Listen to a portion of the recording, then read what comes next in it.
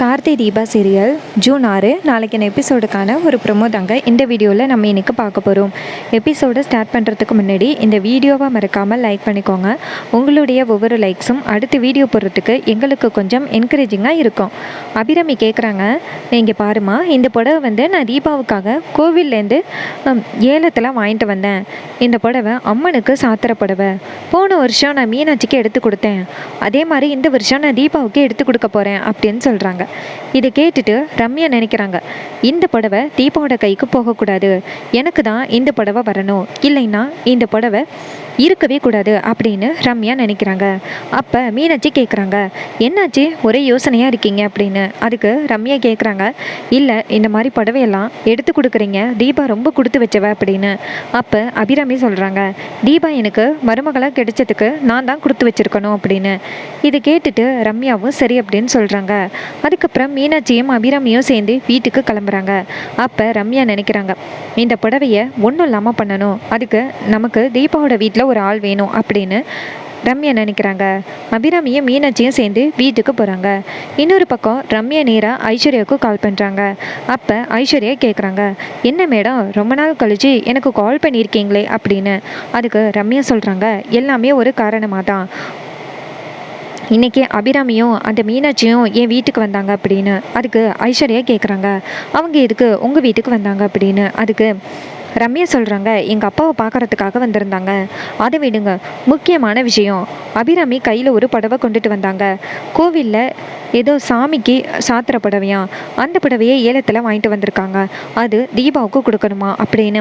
அப்போ ஐஸ்வர்யா கேட்குறாங்க, ஆமாம், போன வருஷம் மீனாட்சிக்கு கொடுத்தா அந்த அபிராமி, அதுக்கு முதல் வருஷம் எனக்கு கொடுத்தா, இந்த வருஷம் தீபாவுக்கு கொடுக்க போகிறாளா, அந்த புடவை தீபாவுக்கு போய் சேரக்கூடாதே அப்படின்னு. அதுக்கு ரம்யா சொல்கிறாங்க, அதுக்காக தான் உங்களுக்கு கால் பண்ணேன், அந்த புடவை இருக்கவே கூடாது, தீபாவோட கைக்கு போகவே கூடாது அப்படின்னு. இதை கேட்டுட்டு ஐஸ்வர்யா சொல்கிறாங்க, கவலைப்படாத, அந்த வீட்டில் நமக்கு ஒரு ஆள் இருக்காங்க, அந்த ஆளை வச்சு ஈஸியாக அந்த புடவையை எதுவுமே இல்லாமல் பண்ணிடலாம், கவலைப்படாத அப்படின்னு. இதை கேட்டுட்டு ரம்யாவும் சரி, உங்களுடைய காலுக்காக நான் வெயிட் பண்ணிக்கிட்டு இருக்கேன் அப்படின்னு சொல்லிட்டு ஃபோனை கட் பண்ணுறாங்க. அப்போ ஐஸ்வர்யா நினைக்கிறாங்க, நம்ம நினச்சது மாதிரி தான் நடந்துக்கிட்டு இருக்கு, நம்ம எப்படி தீபாவை முழுசாக வெறுக்கிறோமோ அதே மாதிரி தான் அந்த ரம்யாவும் தீபாவை வெறுக்கிறா, இதை பயன்படுத்தியே அந்த தீபாவை வீட்டை விட்டு துரத்தணும், பைத்தியக்காரி ஆக்கணும் அப்படின்னு. ஐஸ்வர்யா நேராக ரியாவுக்கு கால் பண்ணுறாங்க. அப்போ ரியா கேட்குறாங்க, என்னாச்சுக்கா திடீர்னு கால் பண்ணியிருக்கீங்க அப்படின்னு. அதுக்கு ஐஸ்வர்யா கேட்குறாங்க, இங்கே பாரு, அபிராமியும் மீனாட்சியும் கோயிலுக்கு போயிட்டு வந்தாளுகளா அப்படின்னு. அதுக்கு ரியா சொல்கிறாங்க, ஆமாம், கோயிலுக்கு போயிட்டு வந்தாங்க, கையில் ஏதோ கவர் மாதிரி வச்சுருந்தாங்க அப்படின்னு. அப்போ ஐஸ்வர்யா சொல்கிறாங்க, இங்கே பாரு, அந்த கவரில் புடவை இருக்குது, அந்த புடவை அம்மனுக்கு சாத்திர புடவையா, தீபாவுக்காக 10,000 ரூபா ஏலத்தில் எடுத்துகிட்டு வந்திருக்கா அந்த அபிராமி, அந்த புடவை இருக்கவே கூடாது அப்படின்னு. இதை கேட்ட ரியா சொல்கிறாங்க, அவ்வளோதானே, நான் பார்த்துக்கிறேன் அப்படின்னு சொல்கிறாங்க.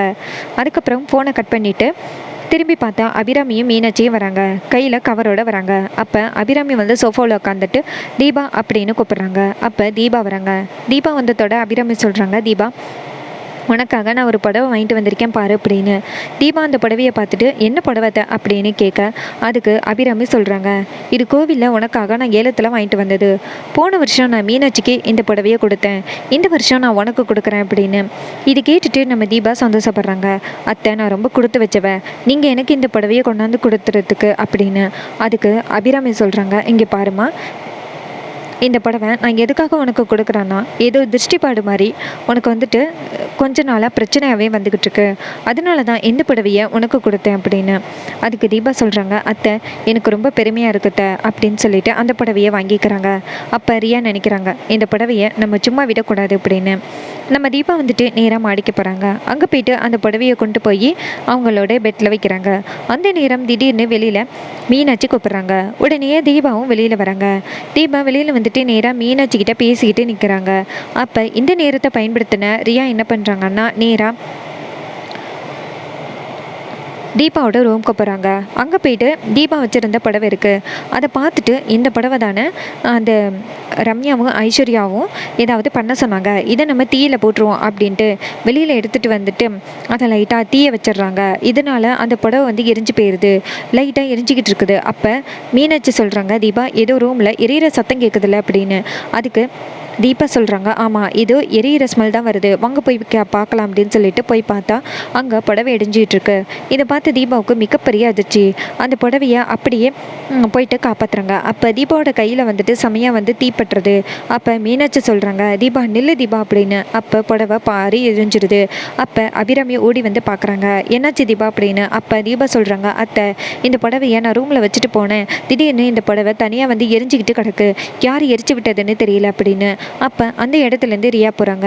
ரியாவை பார்த்ததோட அபிராமி கூப்பிட்றாங்க, ஏய் நில்லு அப்படின்னு. அப்போ ரியா கேட்குறாங்க, என்ன அப்படின்னு. அதுக்கு அபிராமி சொல்கிறாங்க, நீ தானே இந்த புடவையை எரிச்ச அப்படின்னு. அதுக்கு ரியா சொல்கிறாங்க, நான் இந்த புடவையை எரிச்சேன்னா நான் இந்த புடவையை எரிக்க வேண்டிய காரணம் என்ன, நான்லாம் இந்த புடவையை எரிக்க வேண்டிய அவசியமே கிடையாது, தேவையில்லாமல் என் மேலே பழி போடாதீங்க அப்படின்னு. அதுக்கு அபிராமி சொல்கிறாங்க, இங்கே பாரு, இந்த ரூமில் உன்னை தவிர வேறு யாருமே இல்லை, நீ தான் வந்து இந்த பக்கமாக வந்த, நீ வந்ததை நானும் பார்த்தேன், நீ தான் கண்டிப்பாக இந்த புடவையை எரிச்சிருப்ப, யார் சொல்லி இந்த புடவையை எரிச்சு, இது அம்மனோட புடவை அப்படின்னு. அதுக்கு ரியா சொல்கிறாங்க, நான்லாம் புடவையை எரிக்கலை, ஆனந்த் வந்ததோட நான் பிரச்சனை ஆக்கிடுவேன் சொல்லிட்டேன், என் மேலே எந்த தப்பும் இல்லை அப்படின்னு சொல்லிட்டு அந்த இடத்துலேருந்து போகிறாங்க. இதை பார்த்துட்டு நம்ம தீபா கஷ்டப்படுறாங்க, அத்தை என்னை மன்னிச்சிருங்க, நீங்கள் வாங்கி கொடுத்த புடவையை நான் பாதுகாக்க முடியாமல் போயிட்டேன் அப்படின்னு. அதுக்கு அபிராமி சொல்கிறாங்க, நீ கவலைப்படாத, உனக்கு கண்டிப்பாக ஒரு நல்ல புடவையை எடுத்து கொடுக்குறேன், நீ ஏன் கவலைப்படுற அப்படின்னு. அப்போ தீபா சொல்கிறாங்க, எனக்காக முதல் டைம் கோவில்லேருந்து அம்மனுக்கு சாத்திர புடவை எடுத்துகிட்டு வந்திருக்கீங்க, அது போயிட்டு நான் இந்த மாதிரி வந்து உதாசீனப்படுத்திட்டேனே, என்னை மன்னிச்சிருங்க அப்படின்னு. அப்போ அபிராமி சொல்கிறாங்க, கவலைப்படாத தீபா அப்படின்னு. அப்போ தீபா சங்கடப்படுறாங்க. இன்னொரு பக்கம் ரியா நேராக அவங்க ரூமுக்கு போயிட்டு நேராக ஐஸ்வர்யாவுக்கு கால் பண்ணுறாங்க. அப்போ ஐஸ்வர்யா கேட்குறாங்க, என்ன நம்ம பிளான் சரியாயிட்டா அப்படின்னு. அதுக்கு ரியா சொல்கிறாங்க, நம்ம பிளான் செமையாக ஒர்க் அவுட் ஆகிட்டு, அந்த புடவையை நான் தீயில் போட்டுட்டேன், இந்த தீபா அழுது கத்தி கதறிக்கிட்டு இருக்கா அப்படின்னு. அப்போ ஐஸ்வர்யா சொல்கிறாங்க, சூப்பர், இதே மாதிரி ஒரு சில விஷயங்கள் உன்கிட்ட சொல்கிற மாதிரி இருக்கும், நீ கரெக்டாக பண்ணிடு அப்படின்னு. இது கேட்டு ரியாவும் கண்டிப்பாக அப்படின்னு சொல்லிட்டு ஃபோனை கட் பண்ணுறாங்க. அடுத்ததான் ஐஸ்வர்யா நேராக ரம்யாவுக்கு கால் பண்ணுறாங்க. ரம்யா நினச்சிக்கிட்டு இருக்காங்க, என்னாச்சு, இன்னும் புடவை எதுவும் இல்லாமல் போயிருக்கணுமே, தீபாவோட கைக்கு அந்த புடவை போகக்கூடாது அப்படின்னு. அப்போ ஐஸ்வர்யா ஃபோன் பண்ணுறதை பார்த்துட்டு ஃபோன் அட்டன் பண்ணி, சொல்ல ஐஸ்வர்யா என்னாச்சு அப்படின்னு கேட்க, அதுக்கு ஐஸ்வர்யா சொல்கிறாங்க, நீ நினச்ச மாதிரி அந்த புடவையை எதுவுமே இல்லாமல் பண்ணிட்டோம், உனக்கு வேறு என்னெல்லாம் வேணும்னு சொல்லு, நாங்கள் கண்டிப்பாக உனக்கு ஹெல்ப் பண்ணுறோம் அப்படின்னு. இதை கேட்டுட்டு ரம்யா ரொம்ப சந்தோஷப்படுறாங்க. அதே மாதிரி புடவை எனக்கு வேணும், நான் அம்மன் கிட்டே போய் எடுத்துகிட்டு வரேன், இன்னொரு விஷயம், நீங்கள் எனக்கு ஹெல்ப் பண்ணது யாருக்கும் தெரிய வேணாம் அப்படின்னு. அதுக்கு ஐஸ்வர்யா சொல்கிறாங்க, நான் உனக்கு ஹெல்ப் பண்ணுறது தெரிஞ்சிச்சுன்னா கண்டிப்பாக கார்த்தி என்னைய சும்மா விட மாட்டான், அதனால நான் கொஞ்சம் அமைதியாக தான் இருக்கணும், நீ எதுக்கும் கவலைப்படாத, நீ தான் அந்த வீட்டுக்கு மருமகளாக போவ, இதே மாதிரி போனீன்னா கண்டிப்பாக அந்த தீபாவை இந்த வீட்டை விட்டு துரத்தி எரிச்சிடலாம், நீ எதுக்கும் கவலைப்படாத அப்படின்னு. இதை கேட்டுட்டு ரம்யா சந்தோஷப்படுறாங்க. இதே மாதிரி எனக்கு சப்போர்ட் பண்ணுங்க அப்படின்னு சொல்லிட்டு ஃபோனை கட் பண்ணுறாங்க. அப்போ ஐஸ்வர்யா நினைக்கிறாங்க, அடியே ரம்யா, உன்னை எதுக்காக நான் இந்த வீட்டுக்கு கொண்டு வந்தேன் தெரியுமா, சீக்கிரம் அந்த தீபாவை இந்த வீட்டை விட்டு துரத்தணும், இந்த சொத்து புறா நம்ம பேருக்கு வரணும் அப்படிங்கிறதுக்காக தான் நான் இதை எல்லாத்தையும் பண்ணிக்கிட்டு இருக்கேன் அப்படின்னு திட்டமிடுறாங்க. ரொம்பவே இன்ட்ரெஸ்டிங்காக எபிசோடு கொண்டு போகிறாங்க. இதே மாதிரி இனிமேல் அப்டேட்ஸ் தொடர்ந்து வேணும்னா இந்த சேனலை சப்ஸ்கிரைப் பண்ணிக்கோங்க. தேங்க்ஸ் ஃபார் வாட்சிங்.